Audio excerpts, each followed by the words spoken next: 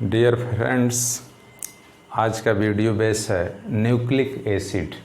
Nucleic acid क्या होता है इसके बारे में हम लोग आज डिस्कशन करेंगे।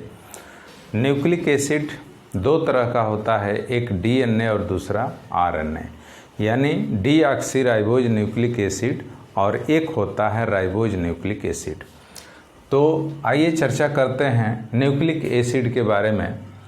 न्यूक्लिक एसिड की खोज की बात करते हैं तो न्यूक्लिक एसिड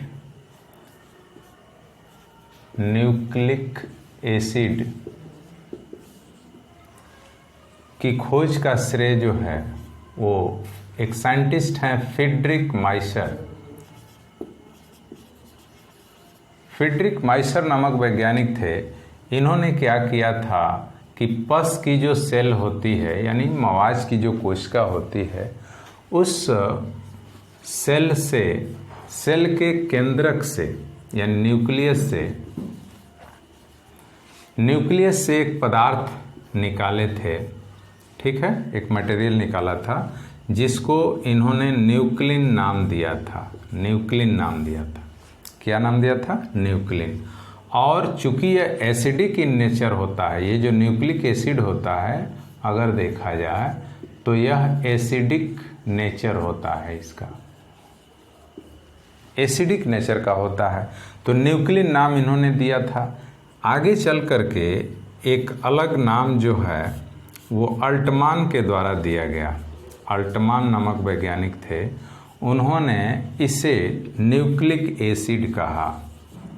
न्यूक्लिक एसिड क्या कहा? न्यूक्लिक एसिड, यानी अल्टमान के द्वारा जो है इसे न्यूक्लिक एसिड कहा गया, क्योंकि इसका नेचर जो है वो एसिडिक होता है।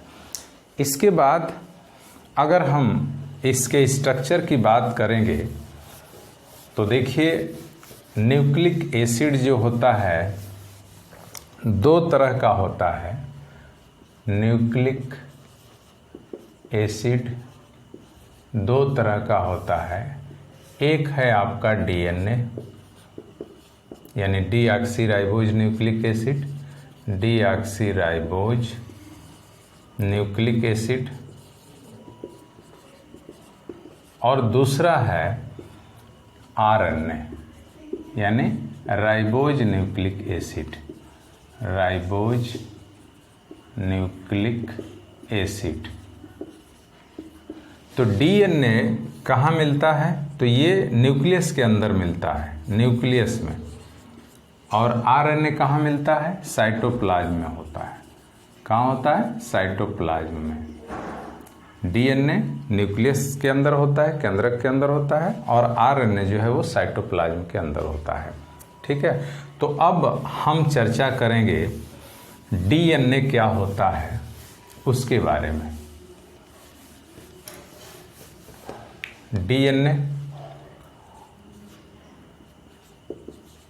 डीएनए का हम हाइड्रोलाइसिस करेंगे, यानी आंशिक अपघटन जिसको कहते हैं। जब हम आंशिक अपघटन करते हैं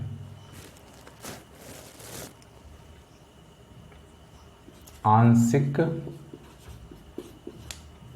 अपघटन यानी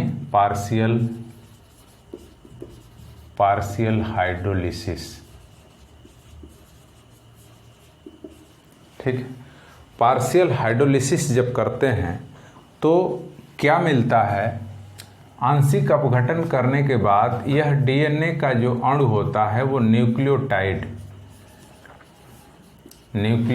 में चेंज होता है, क्योंकि जो न्यूक्लिक एसिड होता है या डीएनए कह सकते हैं, डीएनए जो होता है, डीएनए ये पॉलीमर होता है, पॉलीमर ऑफ न्यूक्लियोटाइड।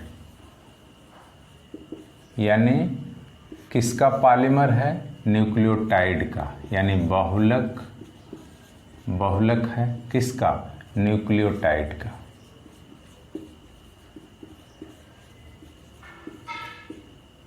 ठीक है, यानी यह किसका पॉलीमर है? न्यूक्लियोटाइड का।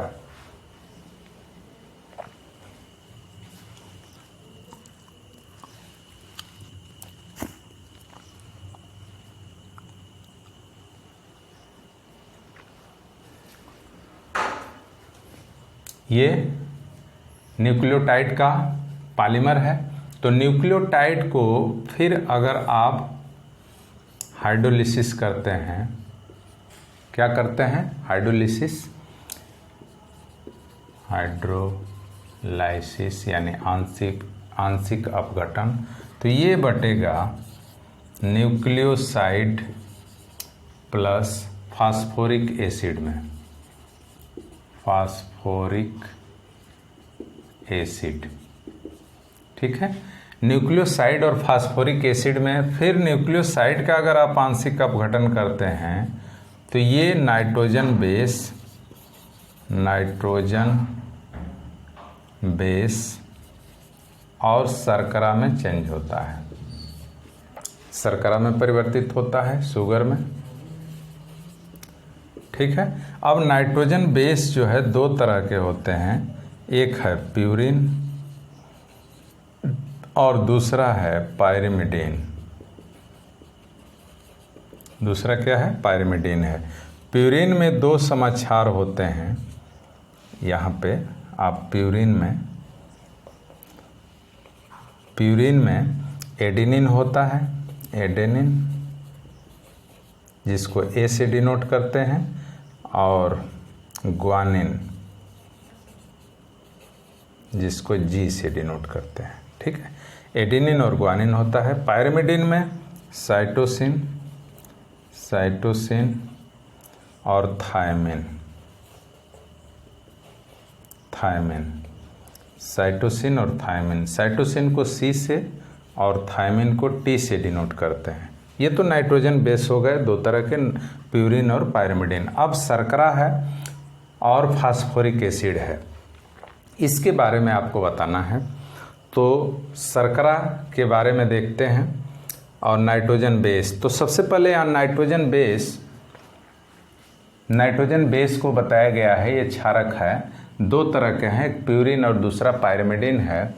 प्यूरिन के अंदर जो है एडेनिन यानी ए से डिनोट करते हैं, और एडेनिन और ग्वानिन है जिसको जी से डिनोट करते हैं। पायरिमिडीन में साइटोसिन और थायमिन आता है। अब ये प्यूरिन का जो स्ट्रक्चर है उसको हम देखेंगे। देखिए सिंगल रिंग स्ट्रक्चर होता है प्यूरिन का, सिंगल रिंग स्ट्रक्चर होता है प्यूरिन का।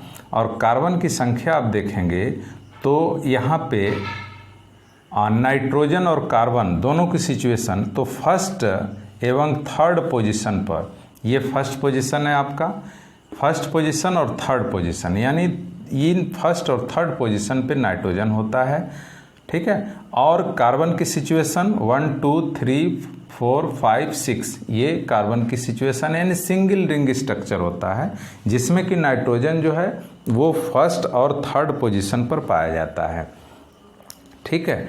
इसके बाद अगर पायरिमिडीन की बात करते हैं, जो पायरिमिडीन नाइट्रोजन बेस होता है, इस पायरिमिडीन में आप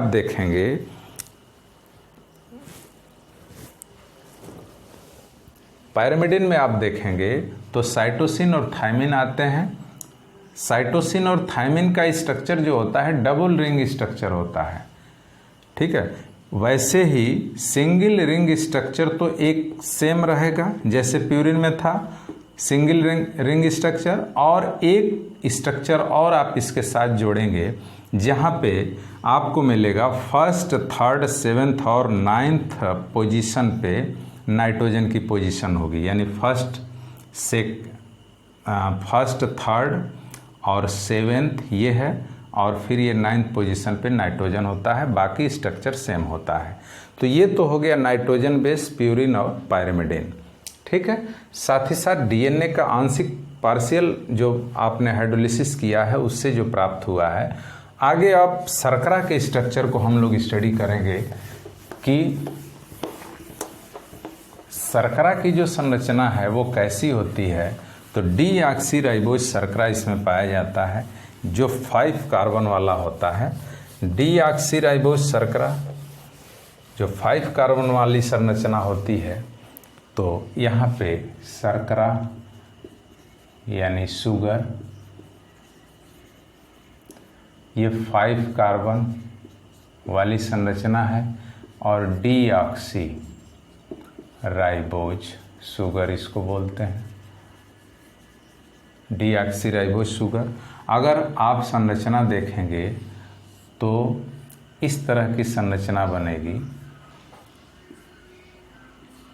CH2OH, ठीक है। ये नंबर्स जो है आप काउंटिंग कर लेंगे, 1 2 3 4 5, ये कार्बन की पोजीशन है, OH H H H OH H, और ये है आपका H। तो कार्बन की संख्या देखिए इस डीऑक्सीराइबोज शर्करा में, ये नंबर 1 का कार्बन है, ये नंबर 2 है, और ये नंबर 3 है, और ये नंबर 4, और ये नंबर 5, ठीक है। तो ये तो हो गया आपका शुगर की संरचना। इसके बाद अगर आप फास्फोरिक एसिड को देखेंगे, फास्फोरिक एसिड H3PO4, तो इसकी संरचना जो है, ये फास्फेट आपका OH से OH HO और डबल बॉन्ड O, ये फास्फेट की संरचना हो गई, ठीक है। तो अब ये कैसे शर्करा की संरचना, फास्फोरिक एसिड की संरचना और नाइट्रोजन बेस की संरचना आप क्लियर हो गया। अब यहाँ पे एक नोट डाल देते हैं, या फिर इसके बाद देखते हैं, इस नोट को आगे देंगे। ये संरचना हो गया। अब न्यूक्लियोटाइड की जो संरचना होती है, उसमें जो बॉन्ड यूज में आते हैं वो क्या होता है, तो न्यूक्लियोटाइड ये नाइट्रोजन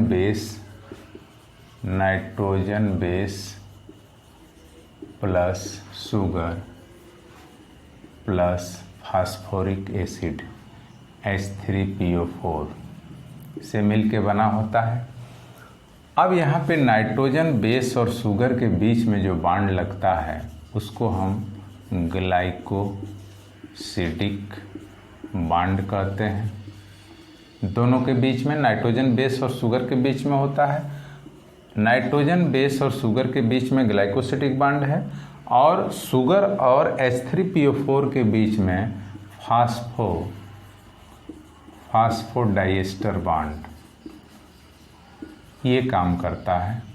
फास्फोडाइएस्टर बॉन्ड यानी किसके बीच में है, शुगर, शर्करा और फास्फेट के बीच में लगता है। यहाँ पे एक नोट डाल देते हैं, इसको याद रखिएगा। नाइट्रोजन बेस हमेशा शर्करा के फर्स्ट कार्बन से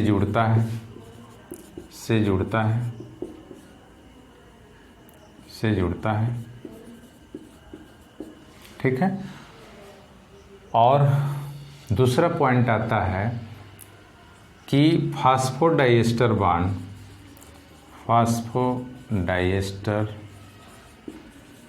बॉन्ड, ठीक है। फास्फोडाइएस्टर बॉन्ड में फास्फेट यानी P एक तरफ एक शर्करा के तीसरे कार्बन से और दूसरे तरफ दूसरे शर्करा के पांचवें कार्बन से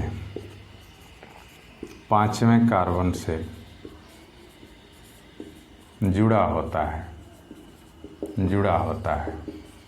क्या कहा हमने, यानी जो नाइट्रोजन बेस होता है हमेशा वो शर्करा के फर्स्ट कार्बन से जुड़ता है, और फास्फोडाइएस्टर बॉन्ड के अंदर जो है जो फास्फेट होता है एक शर्करा के तीसरे कार्बन से जुड़ता है और दूसरे शर्करा के 5वें नंबर के कार्बन से जुड़ करके फास्फोडाइएस्टर बॉन्ड बनाता है, ठीक है।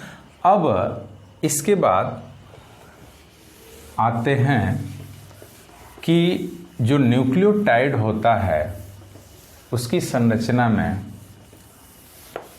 कैसे कैसे न्यूक्लियोटाइड बनते हैं, तो देखिए नाइट्रोजन बेस प्लस शुगर, ठीक है। ये नाइट्रोजन बेस और शुगर जब मिलता है तो ये बन जाता है न्यूक्लियोसाइड। क्या बनता है? न्यूक्लियोसाइड। और इस न्यूक्लियोसाइड के अंदर H3PO4 जब जुड़ेगा, ये H3PO4, तो ये बन जाएगा न्यूक्लियोटाइड। ठीक है। क्या कहा हमने कि नाइट्रोजन जो बेस होता है उसके साथ जब शुगर जुड़ता है तो न्यूक्लियोसाइड बनता है, और इस न्यूक्लियोसाइड के साथ जब H3PO4 जुड़ता है तो आपका ये बन जाता है क्या? न्यूक्लियोटाइड। और ये शुगर कौन होगा? डीऑक्सीराइबोज शुगर होगा, ठीक है। तो अब एक एक करके एडेनिन प्लस ये शुगर जो है डीऑक्सीराइबोज शुगर जब मिलेगा तो ये बनेगा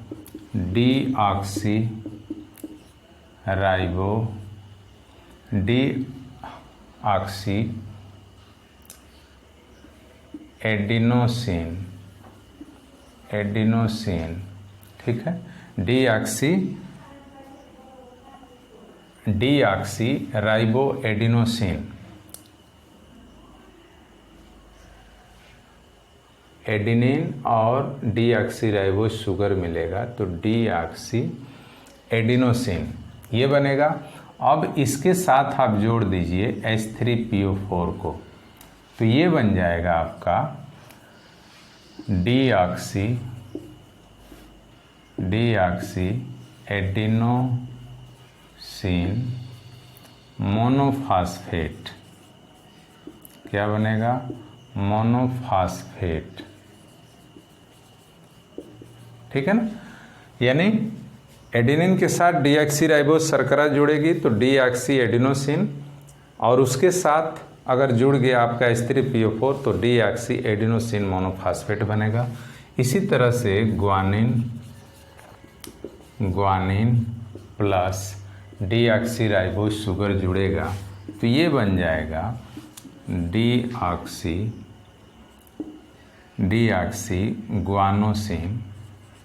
ग्वानोसिन प्लस H3PO4, ये बन जाएगा आपका डीऑक्सी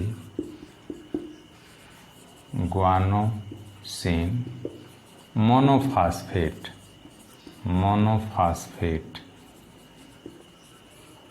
तो क्या कहा हमने? Deoxy adenosine deoxy guanosine monophosphate बनेगा। इसी तरह से साइटोसिन समाक्षार के साथ जब डीऑक्सीराइबोज शर्करा जुड़ेगा तो ये होगा डीऑक्सीसाइटिडीन। इसमें जब H3PO4 जुड़ेगा तो ये हो जाएगा डीऑक्सीसाइटिडीन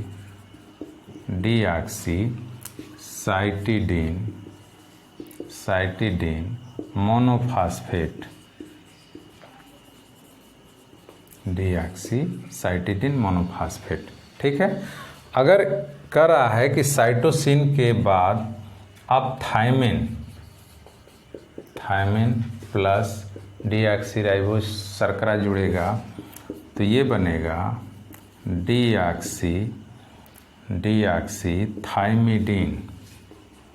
थायमिडीन प्लस H3PO4, तो ये होगा डीऑक्सी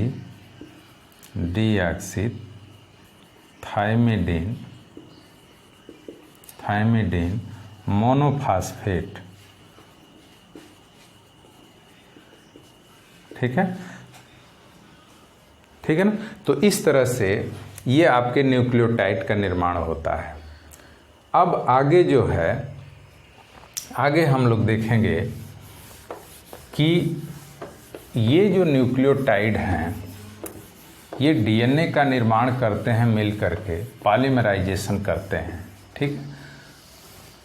साथ ही साथ डीएनए कितने प्रकार के होते हैं, तो on the basis of nucleotide DNA की 5 कैटेगरी होती है। और एक न्यूक्लियोटाइड कैसे बनता है, एडेनिन हमेशा थायमिन के साथ जुड़ेगा, हाइड्रोजन के डबल बॉन्ड, और यह शर्करा से जुड़ेगा या पी से जुड़ेगा। सी जो है हमेशा जी से जुड़ता है, हाइड्रोजन के ट्रिपल बॉन्ड यस, ये पी से जुड़ गया, फिर ये यस से जुड़ेगा, ए बी एस से जुड़ेगा, और दोनों यस जो है वो पी से जुड़ जाएंगे, ठीक है। तो ये एक न्यूक्लियोटाइड हो गया, ये आप देखेंगे।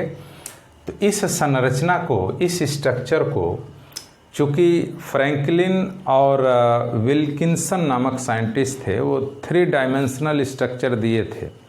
एक्सरे विवर्तन के द्वारा वो पता लगाए थे कि किस तरह से डीएनए की संरचना जो है वो द्विकुंडलित होती है, 3 डायमेंशनल होती है। तो इसको तो हम आगे आने वाली वीडियो में चर्चा करेंगे कि इस न्यूक्लियोटाइड की संरचना कैसी है। यहाँ पे हम डीएनए के प्रकार यानी काइंड्स ऑफ डीएनए के बारे में चर्चा कर देते हैं। काइंड्स ऑफ डीएनए, 3 तरह के या 5 तरह के डीएनए होते हैं। तो यहाँ टाइप्स ऑफ डीएनए हो गया, टाइप्स ऑफ डीएनए, और यहाँ पे numbers of nucleotide, numbers of nucleotide, और नंबर्स ऑफ न्यूक्लियोटाइड। इसके बाद डायरेक्शन, क्या डायरेक्शन होता है उसके बारे में। तो टाइप्स ऑफ डीएनए, टाइप जो है ए प्रकार का डीएनए है, नंबर्स ऑफ न्यूक्लियोटाइड इसमें 11 होते हैं, और डायरेक्शन इसका जो है वो दक्षिणावर्त होता है, दक्षिणावर्त होता है, ठीक है। बी प्रकार का जो डीएनए होता है, इसमें जो न्यूक्लियोटाइड की संख्या 10 होती है, 10 पेयर होती है, और यह भी दक्षिणावर्त होता है। सी प्रकार का डीएनए, इसमें 9 न्यूक्लियोटाइड होते हैं, यह भी दक्षिणावर्त होता है। डी प्रकार का डीएनए, इसमें 8 होता है, यह भी दक्षिणावर्त होता है। लेकिन जेड प्रकार का डीएनए है जिसमें 12 पेयर न्यूक्लियोटाइड होते हैं, और ये वामावर्त होता है। हमेशा याद रखिएगा, ये वामावर्त होता है, ठीक है। तो इस तरह से हम 5 प्रकार के डीएनए का अध्ययन किए, और यह किस आधार पर होता है, नंबर्स ऑफ न्यूक्लियोटाइड के आधार पर होता है, ठीक है। कितने न्यूक्लियोटाइड होते हैं उस आधार पे, यानी एक सूत्र के 2 हेलिक्स के बीच में कितने न्यूक्लियोटाइड होते हैं उस आधार पे हम डीएनए के का क्लासिफिकेशन करते हैं, ठीक है। तो प्यारे बच्चों, आज हम लोग न्यूक्लिक एसिड यानी फर्स्ट पार्ट का अध्ययन किए, और हमें उम्मीद है कि यह वीडियो आपको पसंद आएगा। और इसी तरह से आप वीडियो को लाइक करते रहिए, शेयर करते रहिए, साथ ही साथ सब्सक्राइब करते रहिए, और आने वाली वीडियो के लिए आपको नोटिफिकेशन मिलता रहे। और हमें उम्मीद है कि आने वाली वीडियो जो है और अच्छी से अच्छी वीडियो हम लेकर आएंगे। Thanks for all.